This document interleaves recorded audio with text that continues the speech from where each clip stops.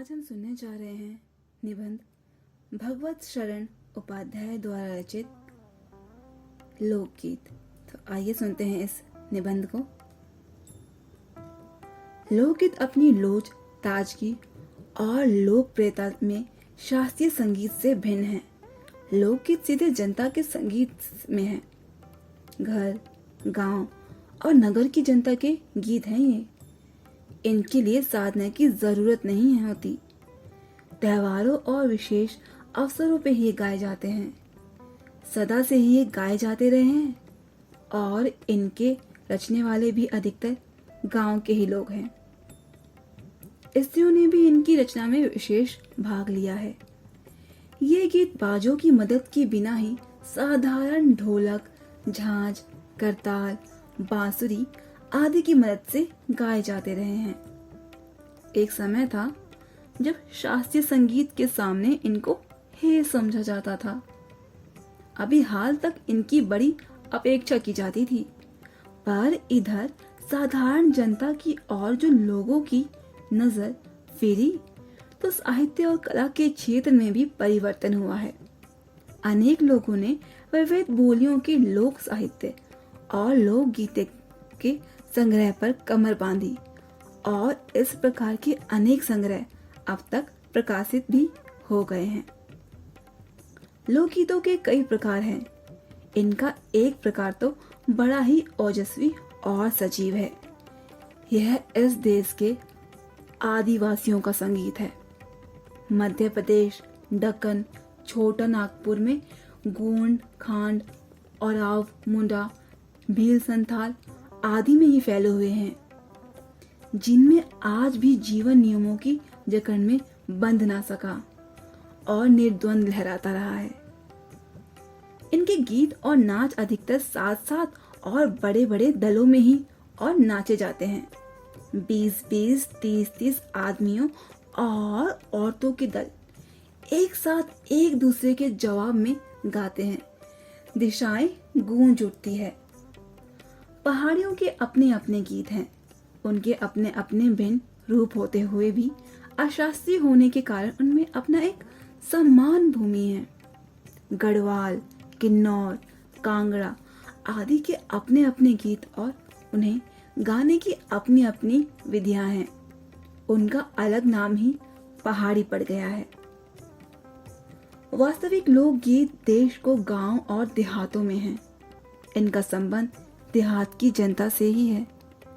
बड़ी जान होती है इनमें। चेता, कजरी, बारामासा, सावन आदि। मिर्जापुर, बनारस और उत्तर प्रदेश के पूर्वी और बिहार के पश्चिमी जिलों में ये सब गाए जाते हैं।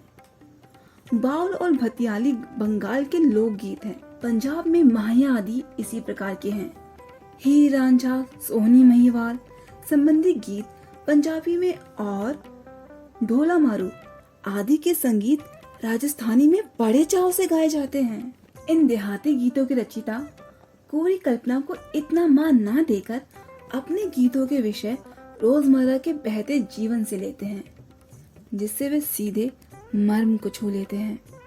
उनके राग भी साधारणता पीलू, सारंग, दुर्गा, सावन, सोरठ आदि हैं।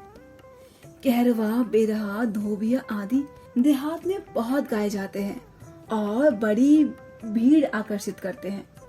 इनकी भाषा के संबंध में कहा जा चुका है कि ये सभी लोकगीत गांव और इलाकों की बोलियों में गाए जाते हैं। इसी कारण यह बड़े आहतकर और आनंदमय होते हैं। राग तो इन गीतों के आकर्षण ही होते ही हैं। इनकी समझी जा सकने वाली भाषा भी इसकी सफलता का कारण है। भोजपुरी में करीब 30-40 वर्षों में विदेशिया का प्रचार हुआ है।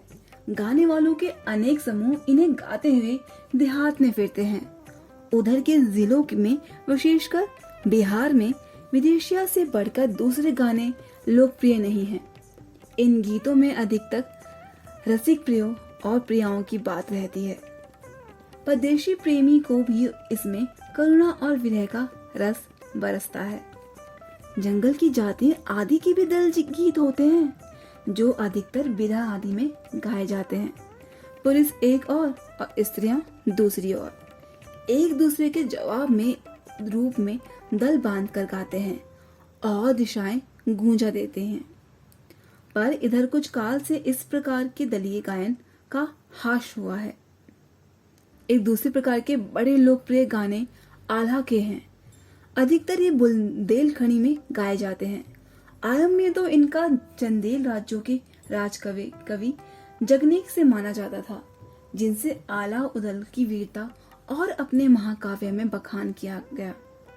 पर निश्चय ही उनके छंद को लेकर जनबोली में उसके विषय को दूसरी देहाती कवियों ने भी समय समय पर अपने गीतों में उतारा और ये गीत हमारे गांव में आज भी बहुत प्रेम से गाए जाते हैं। इन्हें गाने वाले गांव गांव ढोलक लिए गाते फिरते हैं।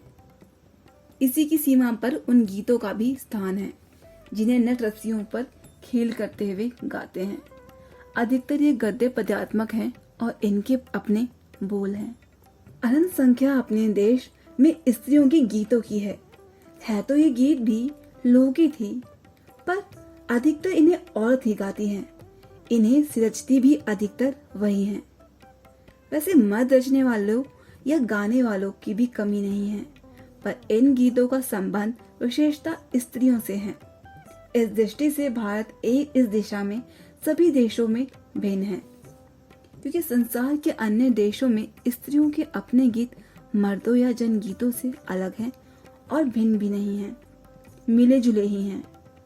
त्योहारों पर नदियों में नहाते जाते हुए राह के, विवाह के, मटकोड़ के, जीवनार के, संबंधियों के लिए प्रेम युक्त गाली के, जन्म आदि सभी अवसरों के लिए अलग अलग गीत है जो स्त्रियां गाती हैं। इन अवसरों पर कुछ आज से नहीं, बड़े बड़े प्राचीन काल से ही वे गाती रही हैं। महाकवि कालिदास आदि ने भी अपने ग्रंथों में उनके गीतों का हवाला दिया है। सोहर, बानी, सेहरा आदि उनके अनंत गानों में से कुछ एक है। वैसे तो 12 मासे पुरुषों के साथ नारियां भी गाती हैं। एक विशेष बात तो यह भी है कि नारियों के गाने साधारणतः अकेले नहीं गाए जाते, दल बांध कर गाए जाते हैं। अनेक कंठ एक साथ फूटते हैं।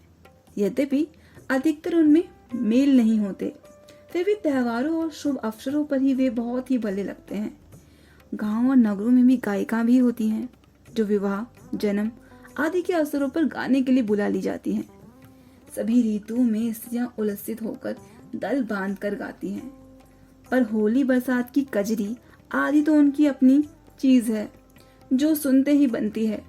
पूरब की बोलियों में अधिकतर मैथिल कोकिल विद्यापति के गीत गाए जाते हैं, पर सारे देश के कश्मीर से कन्याकुमारी, केरल तक और कटियावाड़, गुजरात, राजस्थान से उड़ीसा, आंध्र तक अपने अपने विद्यापति हैं।